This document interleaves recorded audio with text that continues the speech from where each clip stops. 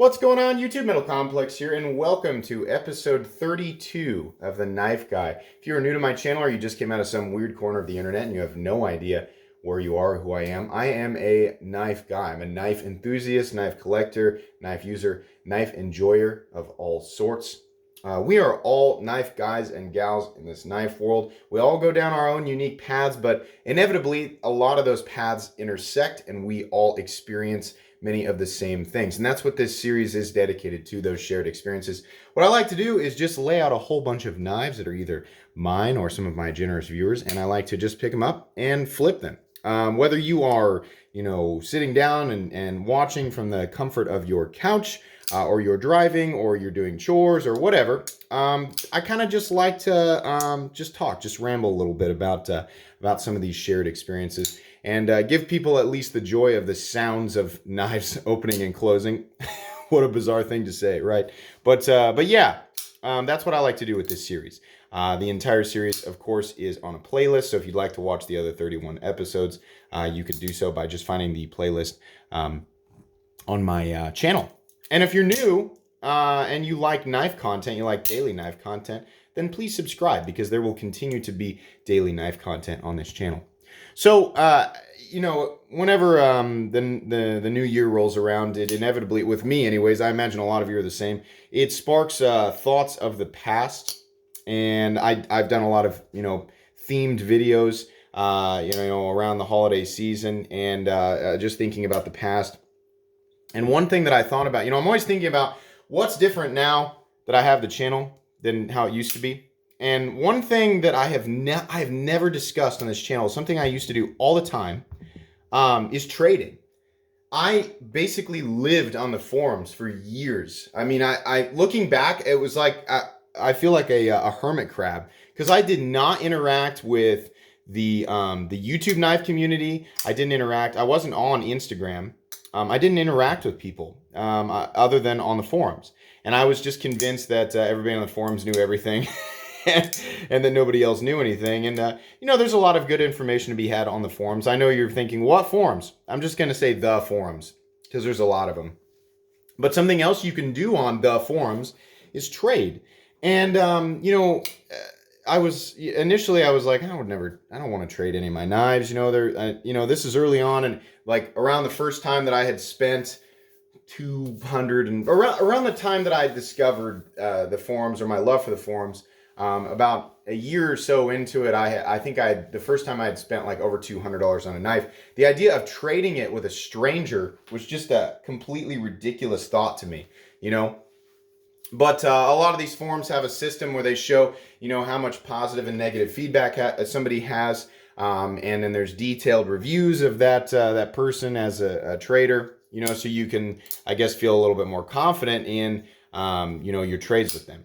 I remember doing it for the first time, and I got lucky. I had a great experience. The item was as described, and I felt good about it. I mean, I missed the knife that I traded, but I felt good about it. Now, it's not always the case that you get that. I mean, there's a lot of item people are like, what you get is exactly what you see, and what they're doing is they're leaving out a detail, an obvious flaw. And they're leaving it up to you to ask a specific question in order to unearth that flaw. And that happens. That's something you have to be aware of, because it's really easy for someone to go, well, I didn't notice it. You saw the pictures and you were okay with it. I didn't notice that huge scratch on the other side, or I didn't notice that up and down blade players. I mean, that's rampant, definitely. Anyways, I honestly have, I think I still to this day have over 50 positive feedbacks on my account with 0 negative, because it's very important to me that when I trade with somebody that they know exactly what they're getting. And I was fortunate enough to meet a lot of people who were just like me. So that's what I'll say in positive light about the forums. I did a lot of trades with some really, really great people, and that's where the addiction, not where it started, but where it was fueled. There was a lot of gasoline added to that fire on the forums, because I was like, I can, get a hold of a knife, I can play with it. And because, really popular models, that's kind of how I learned about, value and what models retain value better than others, because there's always, there's sell value and then there's trade value. And trade value depends on it has to do with demand, but it also has to do with, the original price of it and well, just like sale value. But anyways, trade value, as is the case with most things, is generally higher. But people are willing to, kind of wiggle a little bit more when they trade. They're like me. They were just out there to experience the next thing. My addiction was easily scratched with the ability to take a knife, and play with it for a while and not use it and just enjoy it. And then I would get on the forums and meet somebody like me who also had a knife of similar value that they had not used. They just played with and say, hey, you want to trade? Sure. And I got to experience a ton of stuff that way. Every now and then, selling a knife, a lot of times I would want the freedom to just purchase something. So I would take a loss on a knife just to get the money, just to have the option to purchase whatever I wanted, instead of, having to find somebody who specifically wanted to trade with me. But if you could work that out, it was a great way to experience a whole bunch of different knives for no more than the cost of shipping, which I was, fully willing to pay. But I was basically just losing money here and there, just paying sort of a monthly fee to experience as many knives as possible. But it allowed me to scratch that itch. It allowed me to enjoy all of these things. And there is kind of a euphoria, kind of a rush with trading, or the just like deciding. I remember thinking like, I'd look at the knives that I had and I'd go, I don't use this one very much. I'm going to trade it. Oh, I wonder what I can get for this knife, and there was a lot of fun and joy involved with posting a knife up for trade on a forum and waiting, and opening up refreshing the screen and seeing the little notification, somebody in your inbox, would you be interested in this? And then looking through, it was kind of fun. It's like you're kind of shopping, but you're limited to like who's interested in selling to you, But that was fun. And sometimes, you would get people. Here's the interesting thing about trading. In some rare situations, if let's say I put a knife up for sale, right? Let's say I put the Hinderer XM18 up for sale, and I list it as, it's perfect. Everything's perfect. And this is somebody else's grail. This is somebody else's like, oh my gosh, it's put together exactly the way that I want, right? But that person has no money. That person would then be more obligated to trade something of substantially higher value just to convince me to trade it instead of sell it. And while that was, every time I put a knife up for sale, I wanted the money, I wanted the money to fund the next thing. And maybe I was going after something brand new. So I was always taken by surprise when somebody would message me and go, hey, listen, I can't buy that from you, but I'd be willing to trade you something that's worth more money. And that was interesting, it's not, some people are going to go, oh, you're taking advantage of that person. No, you're not taking advantage of people who offer it up. That's just them saying, hey, I can't pay for this, but I've got stuff that's worth a lot of money. I might be able to coax you into trading it, and just that happened just a few times. And that's fun, and it's okay because the person that's trading you, their love for the object that they're offering up for trade has run dry, and they have an opportunity to get something that maybe they've been lusting after for a while and just can't pay for it. And that's fun. What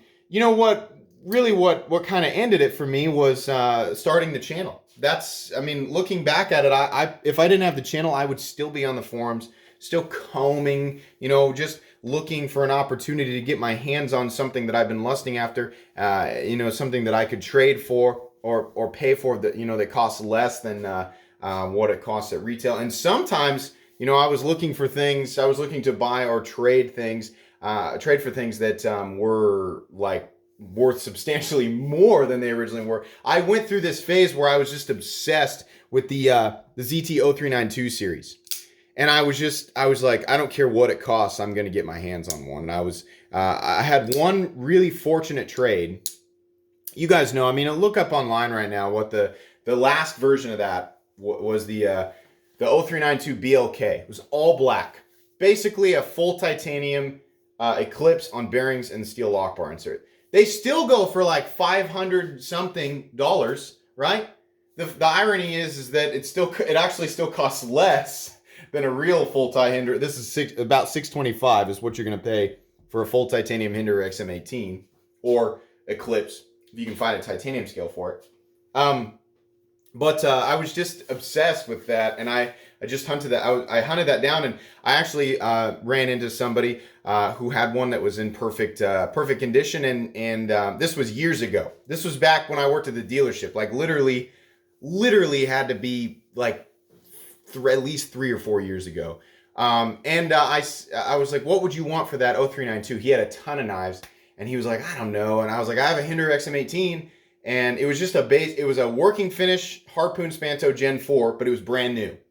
And he was like, yeah, okay, I'll do that. So that was basically, I mean, at that time, those knives were, again, where they were going for, $480 to $550, so to me, that was a good trade. And that was fun because I was like, I'm getting my hands on something that's discontinued and rare. And well, I mean, rare, I don't know, you can throw that term around, but I was getting my hands on something that a lot of people wanted, and I think that a lot of times that was the draw to things. It was mixed with my own personal, joy of the aesthetics and my idea of what it was capable of, and also how much do people want it. It's funny how that can have an effect on some of us. I'll admit, it doesn't have an effect on everybody, but I'll admit it definitely does have an effect on me. When I hear about how sought after, how wanted something is, it intrigues me, right? And then when I finally get a look at that object and I watch some videos, if my own personal interest syncs up with that, if I look at it, I'm like, that is a pretty good looking knife, and then people are just like being overwhelmed, like, oh my gosh, this is the greatest thing in the whole world, then I generally try to get it. And, in the case of the 0392, that was the case. And the market had pushed the prices like way up high, but it was too late. I already, my blood had been intoxicated. I was like, I have to have that. So I got lucky and I got to experience it. And then I loved it, but I remember thinking, well, the best version of it is, the one that I would want the most is the 0392 BLK GRN. That's the one that's black, two-tone blade, which wasn't my favorite thing, but it had the green titanium hardware. When that thing was available, anodizing titanium green was not something that was easily done. It wasn't like this, where it's just some sort of, I don't know what it's, this titanium coating or whatever. Anodizing something completely green was not easily accomplished. And so I just lusted after that thing. And I remember for a while seeing those 0392 black greens on eBay going for like $650. Oh, do not buy rare discontinued knives on eBay. You're gonna pay so much more money, And I found actually, I say that the thing that ended the trading for me was the channel. And the channel had a lot to do with it. Obviously, a bunch of these aren't mine, and a bunch of them are gifts. The channel has made it to where there are new things on my table constantly, because I reach out to people, people reach out to me, and I have to keep doing that to continuously bring this content to everybody. But there was another thing that killed it for me. And a lot of you guys have heard this story. So I did my first, it was like a trade in combo purchase, I think, or was it a solid purchase? Anyways, it was on the Facebook group, right? Now, I'm not going to say that buying, selling, and trading on Facebook knife groups is better or worse than the forums, but I am going to say my first truthfully negative experience buying, selling, or trading was in a Facebook trade group. And this person, now here's the crazy thing. I'm never going to bash the person, say the people's names out loud. I'm just not going to. But this person did the typical, he had a black green and he wanted, I think it was like $450 for it. And I remember thinking, wow, that's a pretty good deal considering these things are going between $550 and $600 right now. And I was like, all right, is it truly mint? You're listing it as mint. And he did the typical, well, what you're seeing is what you're getting. And I was like, yeah, I know, I get that, but I'm asking you, are you aware of any flaws? Here's a list of things that I'm going to comb over for, which is exactly, by the way, this is what you guys need to do if you're buying or trading a knife on the secondary market. Ask questions. make them send you pictures that are not blurry. If you ask for pictures and they send you a bunch of blurry pictures, it's 2019. If they're sending you blurry pictures, they're doing it on purpose, right? Anybody can take a picture. So if they send you blurry pictures, go, dude, send me a clear shot of what I'm asking for. Make sure that they send you a picture of the lockup. Make sure they send you a picture of the centering, and then look at the scales, because people will do this thing where they'll tilt the camera to the right or left to make this tip look centered. And you got to ask them, like, hey, listen, take a picture straight on and stop trying to make it look. I want to see the centering. Then make them show you both sides of the scale. Then ask them, say, hey, do you feel up and down play, left or right play? And then tell them, like, listen, this trade is contingent upon, this information being accurate when I receive it. So here's what I did, because I was a little wary. I was like, you're doing that shady thing where it's like you're trying to hide something. I said, one of my biggest pet peeves is detent lash. Does the blade wiggle in the handle? And he was like, what do you mean? And I was like, I mean the detent ball where it falls into the hole, does it wiggle around? Does it move around? And he was like, not to my knowledge, but he was like, I'm friends with one of the admins or whatever, whoever leads those groups, and he just lives right down the street from me. If you want, I can have him inspect it and give his okay before it comes. And and at that point I was like, this guy seems pretty confident in this. I guess I'm gonna be good to go. But in my mind, he had cleared, a detent lash or detent play is something that's pretty easy to check for. Well, it comes in, it gets to me, and it has, everything's perfect on it, but it has the worst detent lash, the worst detent play I have ever experienced. Something that no normal, sane person could overlook. And I immediately messaged him and I was like, dude, this has the worst. I literally took a video and it was shaking it and it was going click, click, click, click, click, click. And I was like, dude, this has the worst detent lash ever. And I know a lot of you guys are rolling your eyes going, detent lash doesn't affect, the ability of the knife's ability to cut. Listen, I am a part user and part collector. So that was a collector knife for me. I needed it to be perfect. And it doesn't matter what anybody else thinks because it's not anybody else's money. It was my money. So I want to make sure if I'm going to buy something, it's the way that I want it, or I wouldn't have done the deal, right? So anyways, he was like, I didn't feel any detent lash. And I was like, dude, come on, man. Like this is crazy. And he was like, hey, listen, I offered to let the admin look it over. And I was like, well, who's the admin? And I wasn't going to blow him up on Facebook. So I messaged the admin, told him the story, and I sent him the video of it rattling, and you could hear it in the video. And I swear, he goes, I can't hear anything. And I was like, what? I was like, is this really happening right now? So I was like, hey man, like this isn't right. I was like, I'm not trying to back out of this. This is, I kind of thought this is too good to be true. It's $450. And I also found out, I looked at the serial number and I found a YouTube video of that exact knife with a different serial number from a different person, which means that person traded it. It went to this guy. This guy found that flaw in it and decided he wanted to get rid of it. And he thought he might get rid of it really quickly by offering it up for a price that was way less what they actually go for. So the end result was I got stuck with it. I ended up having to sell it and take a loss and explain the failure to the next person so they knew what they were buying. Fortunately, they were okay with taking it that way, but I did lose $50 on it plus shipping. The moral of this story is, if something seems too good to be true on the secondary market, it probably is. And I think that's what killed it for me. Buying, selling, and trading is fun. It can be fun, but you have to be really careful. So I had, as far as buying, selling, and trading goes as a whole on the secondary market, I had over 100 positive experiences with other people. But all it takes is one bad one to just ruin it. And there are people out there. The world is filled with dishonest people, right? So it kind of goes without saying, treat others as you want to be treated. Don't lie about stuff. If you've got a knife you want to get rid of and it's got flaws or it's been used, don't lie about it. Take the loss and let the community know that you're an honest person. Then hopefully that spreads and you help others, motivate others to be truthful and honest. So this is less of a discussion and more of me just complaining.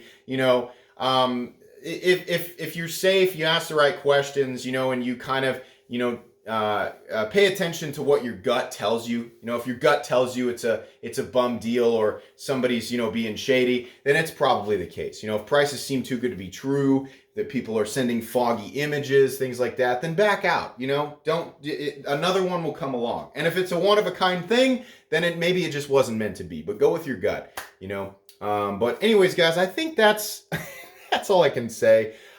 At some point, I actually should do a buyer and trader's guide and go over everything like in detail. I probably should do an episode about that, like not just a knife guy discussion, but an actual structured episode about the do's and don'ts of buying, selling, and trading on the secondary market. If that's those of you who actually watch all, you know, the full 20 minutes of these episodes, if that sounds like something that you'd be interested in, then let me know. I would be happy to do that and share my experience. Like I said, I've had over 100 different purchases or trades or just, you know, some sort of you know, secondary market interactions with people where I've done that. So I have lots of experience. Yeah, if you guys would be interested in that, I'd be happy to do that. I think that's going to be pretty much it for today's episode. If you guys enjoyed this episode, please leave a like. If you'd like to check out my other content, I do, of course, have lots of videos of knives that are either expensive or inexpensive that I do or don't like, so check those out. And if you enjoy all my content, go ahead and click on this Metal Complex logo right here and subscribe, because there's definitely more coming. Thanks again for watching, everybody, and have a great day.